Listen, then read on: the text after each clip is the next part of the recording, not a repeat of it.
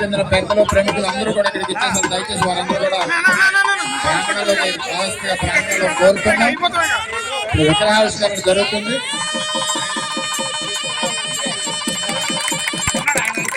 SP Balasubrahmanyam గారి విగ్రహావిష్కరణ కార్యక్రమం జరుగుతోంది.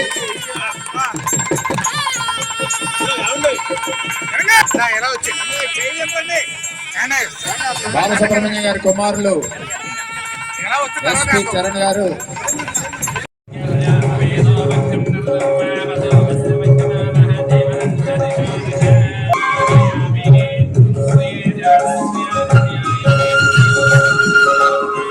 अनन्या सिनेमा डायरेक्टर प्रसाद राज गाరు సవినీగా డైరెక్టర్ ఆహ్వానిస్తారు.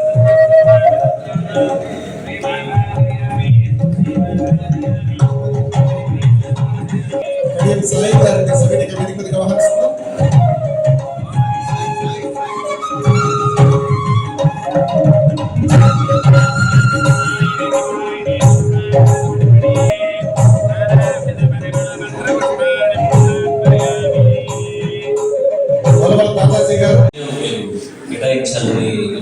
కోరుకుంటున్నాను. ఎందుకంటే రావడం మాట్లాడటం బయలుదేరడం బాగుంటుంది కాబట్టి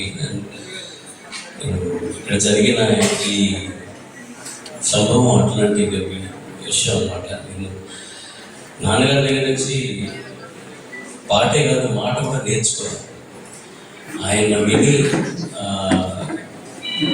నేనేమో కొద్దిగా మాట్లాడుతున్నాను లేకపోతే పాడుతున్నాను అంటే ఆయన పాడింది విని ఆయన మాట్లాడింది వింటారు తప్ప ఆయనతో కూర్చొని ఎప్పుడు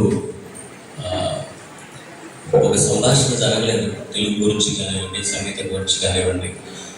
సో అన్నిట్లోనూ అసలు నేను అర్హుడిని కాను, దేనికి కూడా కాను.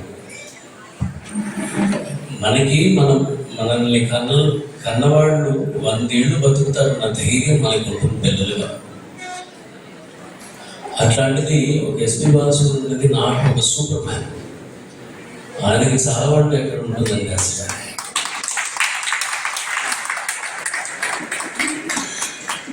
మీరందరూ ఈ కార్యక్రమానికి నేను రావడం చాలా అదృష్టం మీరు భావిస్తుంటే నాకు అది దురదృష్టం అనిపిస్తుంది. ఎందుకంటే ఎప్పుడూ ఒక విగ్రహం మా నాన్నగారికి నేను ఇక్కడ పెట్టాలి అని లేకపోతే అది నేను చూడాలి అని నేను ఊహించిన ఒక విషయం. అదంత ఆనందకరమైన విషయం కూడా కాదు ఎన్నేళ్ళైనా కూడా. కానీ జరుగుతున్నది. ఇంతమంది అభిమానులు ప్రపంచవ్యాప్తంగా వారికి ఉన్నారు. వారి అభిమానం ఇలా చూపించుకుంటున్నారు.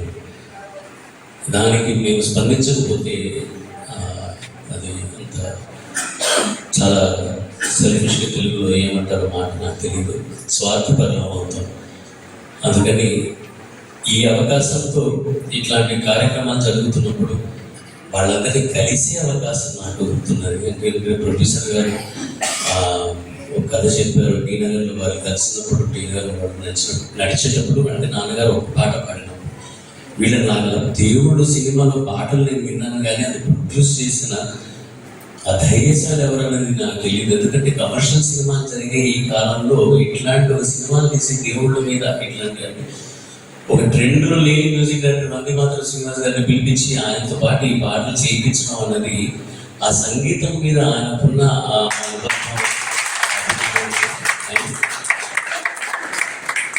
ఆయన స్ట్రాంగ్ హార్టెడ్నెస్ అది ఇట్లాంటి కార్యక్రమంలో నేను రాకపోతే వీళ్ళందరినీ కలిసే అవకాశం నాకు ఉండేది కాదు. అందుకని మళ్ళీ శాస్త్రి గారు మాస్టర్ ధన్యవాదాలు.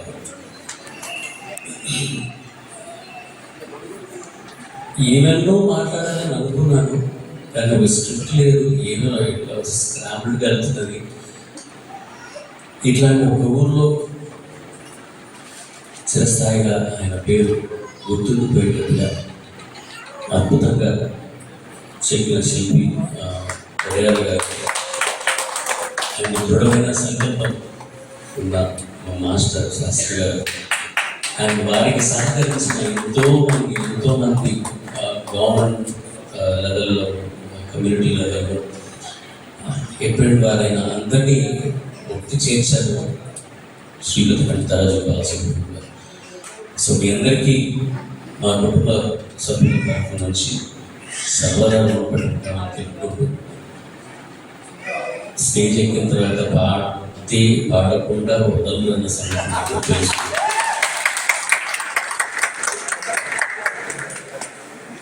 మరి అతిగా ప్రసంగం లేకుండా